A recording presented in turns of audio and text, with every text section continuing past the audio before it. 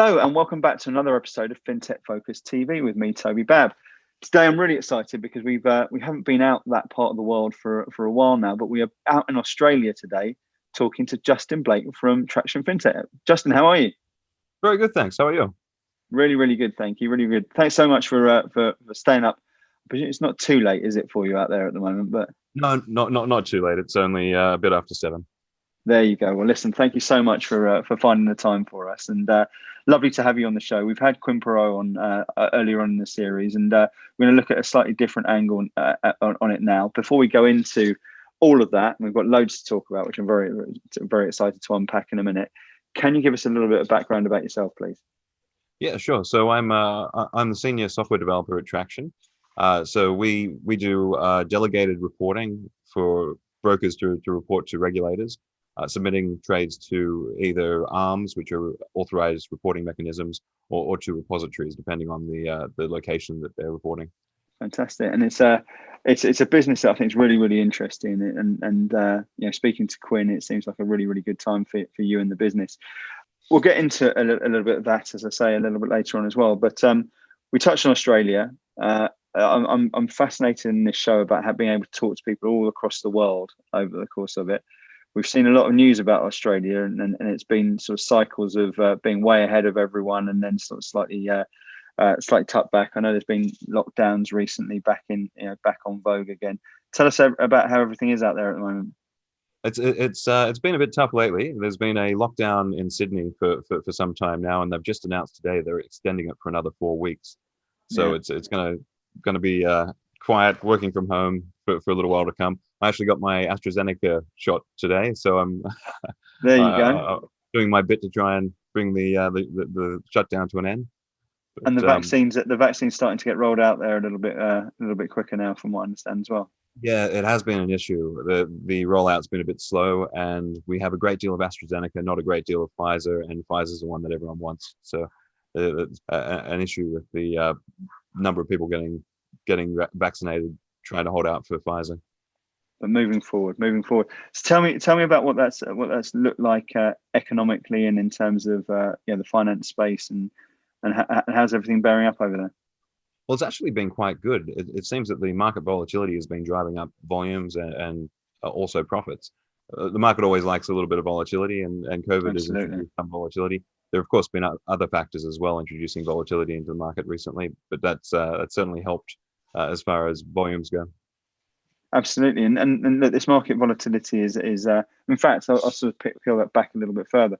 This has been a really interesting time, I think, and look at this in comparison to the 2008 downturn, where fintech or financial services was on its knees.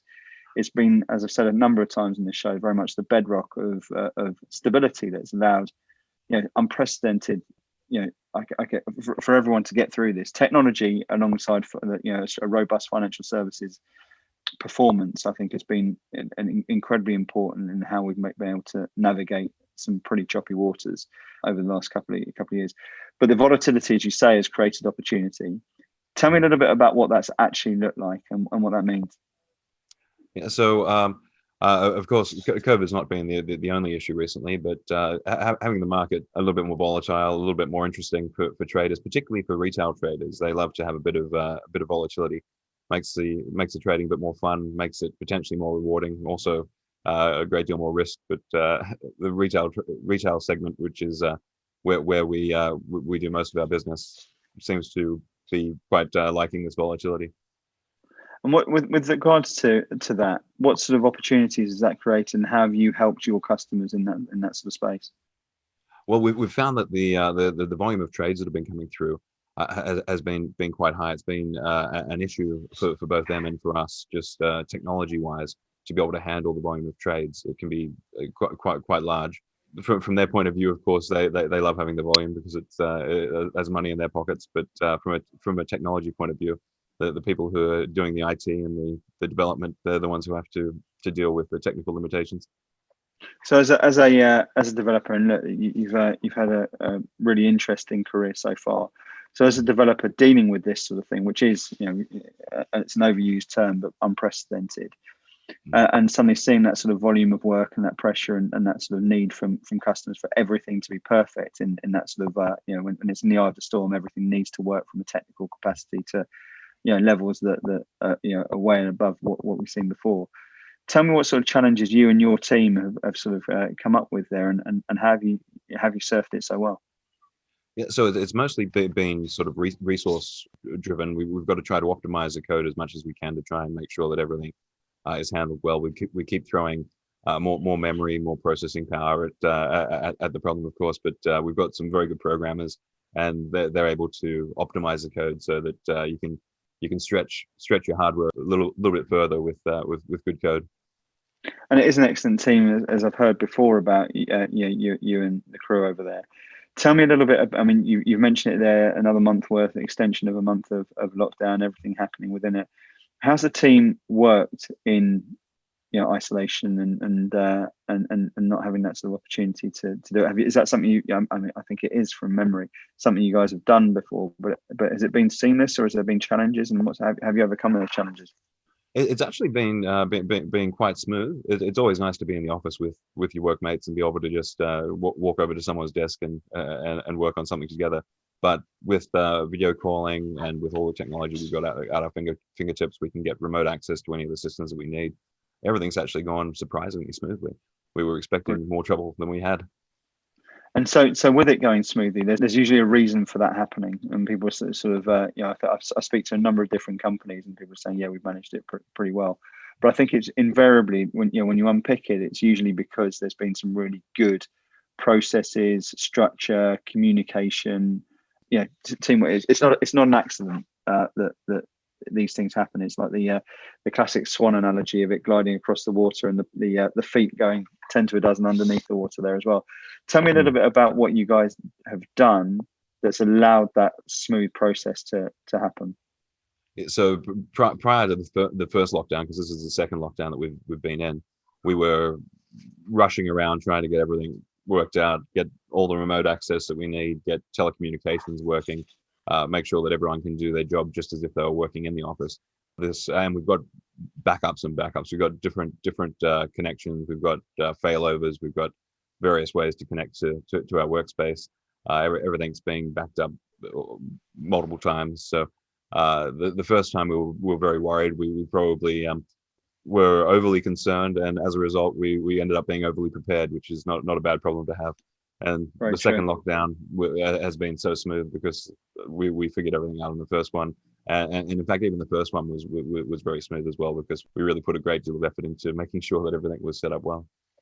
I think it's a really important aspect, and again, it's sort of underplayed and seems natural, but that over preparation is really important, isn't it? And that sort of disaster recovery when it's disaster, at the start of it, usually you see people scrambling around, but when you're actually there and you've looked at and planned for eventualities and have a robust process, it can really help move things further forward as well. Going back, you mentioned the volatility of the market, and obviously COVID's had a significant part to play in that.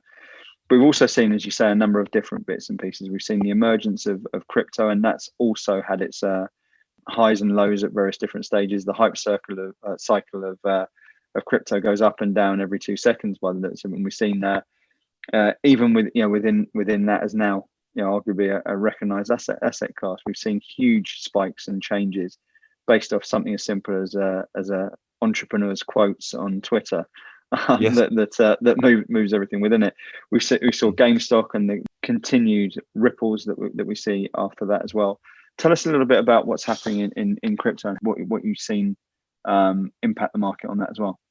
Yeah, so crypto is a market that is still growing. There's still a great deal of interest. The crypto craze continues.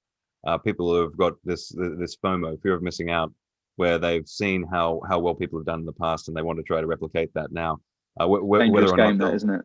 Yes, past performance is no indication of future performance. So there's no guarantee that they're going to get what they want there. But a lot of people are certainly trying, and the market is being pushed around, as you said.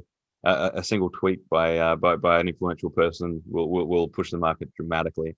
And at the same time, we've got regulators who are certain governments are embracing cryptos. Others are trying to kill cryptos. There's been various changes as far as from our point of view, whether cryptos are reportable and how they should be reported.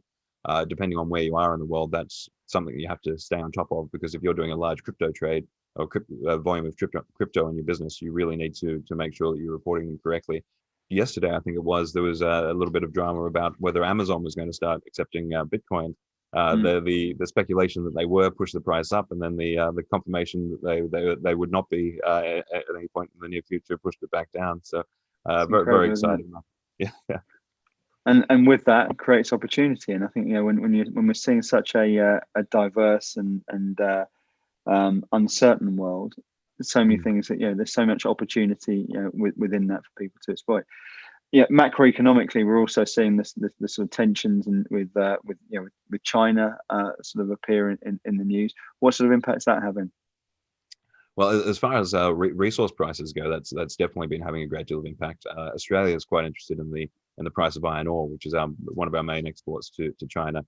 China's been desperately trying to diversify their supply of iron ore and been trying to drive the price down, but it's actually had the opposite effect. The price of iron ore has been hitting all-time highs, so that's certainly been what's been good for Australia and good for traders who are trading the resource sector. And then on top of that, there's been political tension with China for some time. Even during Trump's tenure, there was the beginnings of a trade war, which was affecting stock prices. There are certain businesses that are more exposed to that. There are certain businesses that are based in China that have been greatly affected by various policy decisions. And even within China, there's been companies that have been hurt by Chinese politics.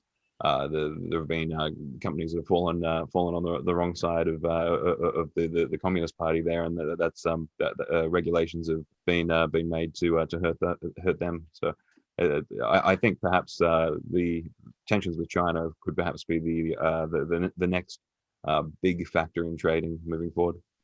Yeah, well, there's a lot to be said on that. And Mr. Trump's been taken away from his Twitter fingers. It might ease tensions a little bit from there as well.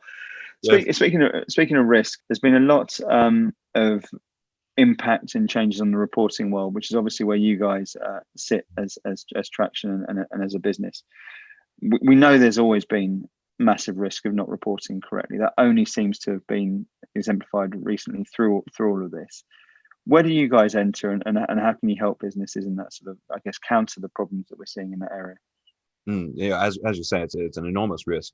And we've seen some large brokers who are otherwise fairly well equipped to deal with market risk, trading risk, reputational risk, all these forms of risk quite well. But the regulatory risk, they seem to not prioritize perhaps as highly as they should. And even if they think that they're prioritizing as highly as they should, really it could come down in a small brokerage to one person who's doing your reporting or a small team. And if they're making a mistake and that is not noticed, that could get you into a great deal of trouble with the regulators. So outsourcing it to a third party can be a way to mitigate that risk to some extent. Third party who's got experience, who reports for many people. The other major risk with regulations is that they change so frequently. And we have lawyers and staff who are looking at the changing regulations constantly. Whereas if you've set up a system for yourself in your brokerage or in your business, that system could quite easily become obsolete by the change of a regulation, and you may not be at all aware of it. And the first thing you hear might be a call from a regulator or a fine or worse still, the loss of your license. And that sort of remedial work is enormously difficult for people to come back from at that sort of stage as well, isn't it? So this is where the value comes, and this is what I was so interested in when we were speaking to Quinn about. Is, to me, this seems like a bit of a no-brainer, for businesses to look at that. What sort of resistance is there to not doing that sort of process? We do find that some brokers like to keep everything in-house. They don't like to involve anyone external. And I can understand where that's coming from, but you're going to pay a great deal more to try and establish a competent team within your business, and it's going to be hard to ensure that they remain competent and remain compliant with what they have to do. Whereas if you go through a third party, this is all we do, this is our business, and we make sure that we do it well. do it well, you certainly have seemed to have done this, particularly over the to have adapted so quickly over the last years. I think it's really inspirational. We spoke a little bit before. You spoke about your title. I know that you and Quinn have sort of been moving around together over the last sort of three, four moves as well as in a career. One of the things I love talking to people about is a lot of the people we've had on the show have been founders, and we've spoken about their journeys. But I think really interesting to people who are watching this is that you're a developer who's had a really interesting career coming through the quantum derivative side and seen this sort of career evolution happen for you to now working in a business that you're clearly passionate about and being able to impact and influence significant business critical areas of what you're doing and what you're talking about.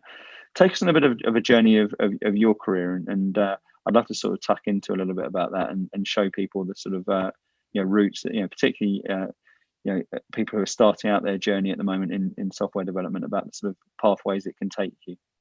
Yeah, sure. So my first few jobs were in IT, but weren't actually in development. It wasn't until a few jobs in that I went back to study, become a developer. After that, went to the first job that I took was just to come back, just to sorry to cut into that. What were you doing before you were a developer? Initially, I was a CAD draftsman and an IT manager. I was drafting of hospitals and schools, believe it or not, on CAD systems. This is back amazing, when. Isn't it?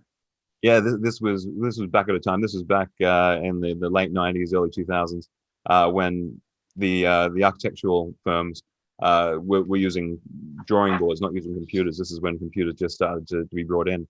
So they need to get some young whiz kids in there to help them with the computers. Wow, I get that. So okay, so you've done that, and you made it. You can go study and think, right, let's software development. Was that because it's a passion of yours, or because it was an opportunity? What sort of drove you towards that?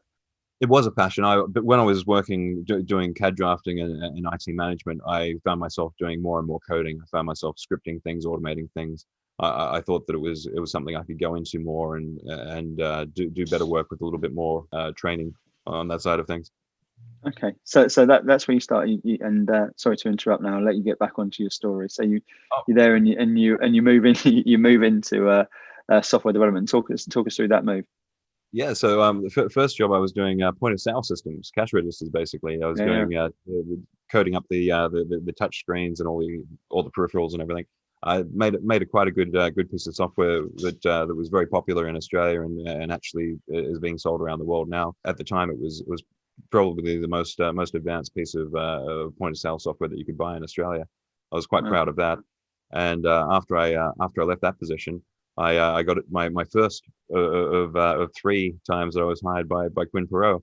He hired me for a small IT company called Action Solutions, and Action is actually the inspiration for this name. That old company is being shown in this name still.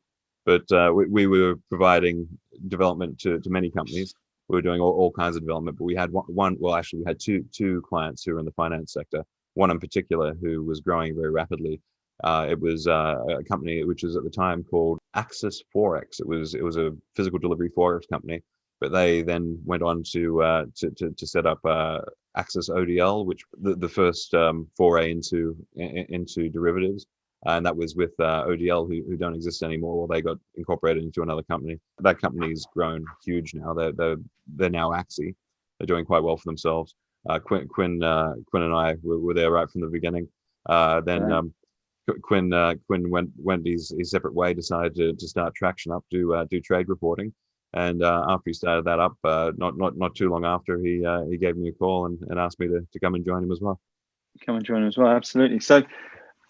There's so many questions I want to sort of throw into that. One of them is look, there's obviously things you're doing right to be hired 3 times by the same person, and I love people seeing careers develop from that, and I love people trusting in individuals and sort of going on that journey. There's a number of people in this office who've been with me at three different companies that we've all worked in together over time. But what have you done right in your career to allow that to sort of happen? Well, hard work's the main thing, and he knows that he can count on me in a pinch. If something needs to be done, I'll move heaven and earth to make sure it does get done. And in this business in particular, If you're working as a broker, of course, things have to be done straight away because money's on the line. If you're working as we are now doing reporting, you want to do absolutely everything you can to help that client report within the deadline. In a lot of cases as well, actually, we end up coming into the picture after a company's gotten into trouble with a regulator. They'll give us a call, say we've been reporting badly, we're in a lot of trouble. Can you help us? So in that case, you're working very hard to try and make the regulators happy very very quickly, so that they don't take any action against that client. And just reliability, which is the name of the game in this industry, is make sure that if you're given something to do, you get it done well and quickly. Absolutely.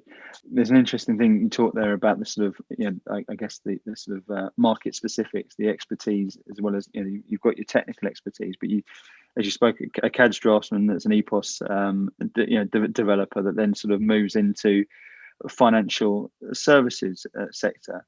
And the financial services sector is, it's nuances. It's a really complex world, and derivatives in its own right is something there with a whole load of minefields and different parts that we're looking at within that too. Tell me a little bit about what's attracted you to the FS sector and why that's a great place for a developer to be.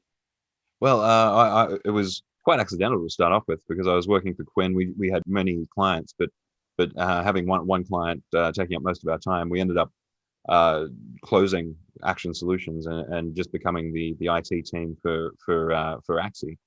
And from there, it was great. I got to see pretty much every aspect of the business in minute detail as it was developed. At times, I was helping out with operations. I was having to develop systems for them. I went on to write a great deal of software to handle their databases. Then did quite probably the majority of my time there I spent as a quant doing book management, which is a very interesting field to analyze client trades and to try and figure out how best to hedge them. That was very entertaining. I very much enjoyed that. And then I also spent a brief period on the trading desk just because they were a man short. I'm afraid I wasn't particularly good at that. My skills lie elsewhere. So. Got to know your strengths, haven't you? Yes. And so, with regards to that, I mean, you mentioned it beforehand. Some of the strengths that you've got. If you're talking to someone now who's getting into the software space, and you're saying that these are super strengths which are really helpful in a career to sort of develop, to work on, to do, what would you be telling them? What's a Justin Blake now saying to a young Justin Blake just finishing up in IT management? Without getting too boring about the technical specifics of it, you've got to know the languages that you're coding in very well. You've got to be hungry for information. You've got to always be looking for new ways to do things.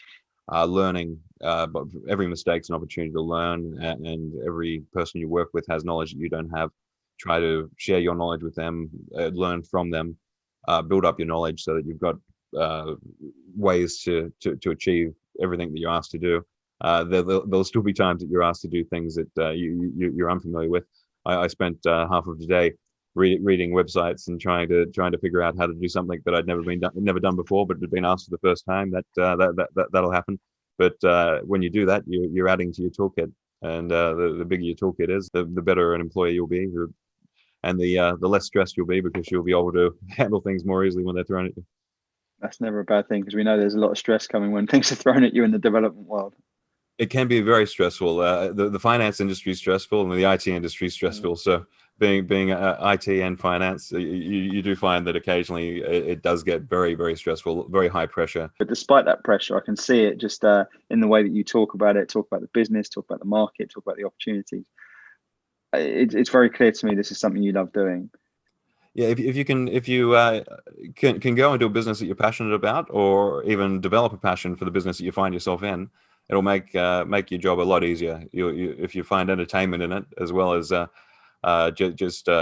the work, could be a very hard slog if you're just looking at it from the point of view of earning some coin and getting the job done.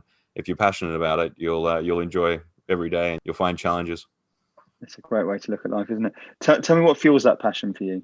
Passion in the market is something that was developed up over time. In fact, Quinn was the one who instilled it in me to start off with. He was always very, very excited about markets and trading.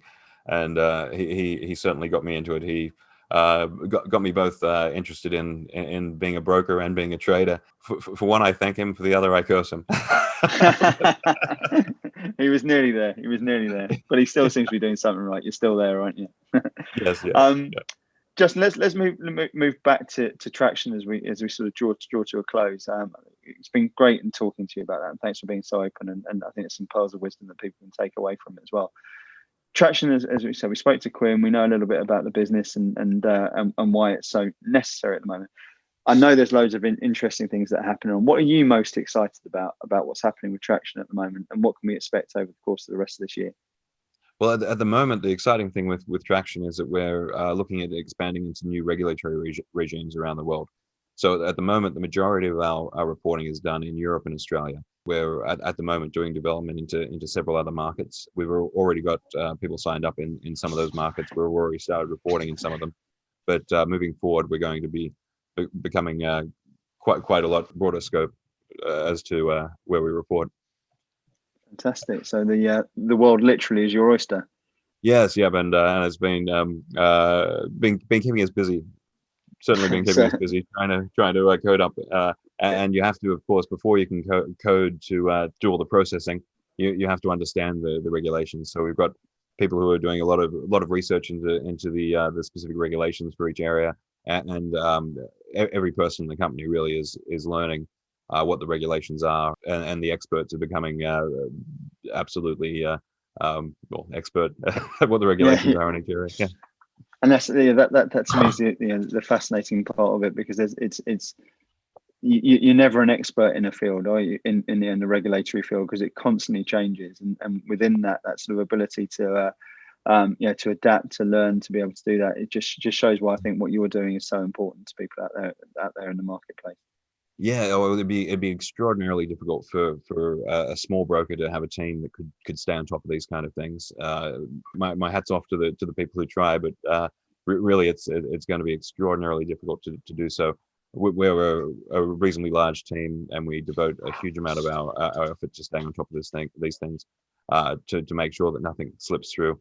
And it's a great risk if you're trying to do that yourself. So that's one of the things we can offer the client, is we can take that stress off their hands, and they can rest easy knowing that we're putting a lot of effort into staying up to date.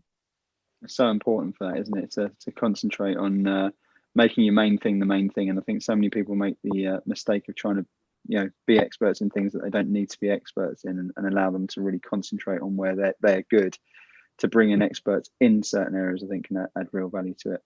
Listen, Justin, it's been great speaking to you. I really appreciate you sort of joining us so late over there, and you spoke about hard work. You can see it sort of exacerbated in what you're doing right now. I really appreciate you also dressing up for the occasion for us, particularly during lockdown. I'm really hoping that underneath that screen there's board shorts on or something like that. I'd be very disappointed. Pair of jeans, actually. I've gone newscast. I'm wearing a pair of jeans on the bottom half. Good man. Listen, it's been great speaking to you. Thanks so much for coming on the show and sharing us all that wisdom. Really appreciate it. Really good to meet you. Thank you very much. It's been a pleasure. Absolute pleasure. We hope you've enjoyed it as much as I have. Thank you very much for watching Fintech Focus TV, and we will see you soon on another show. Thanks a lot for watching.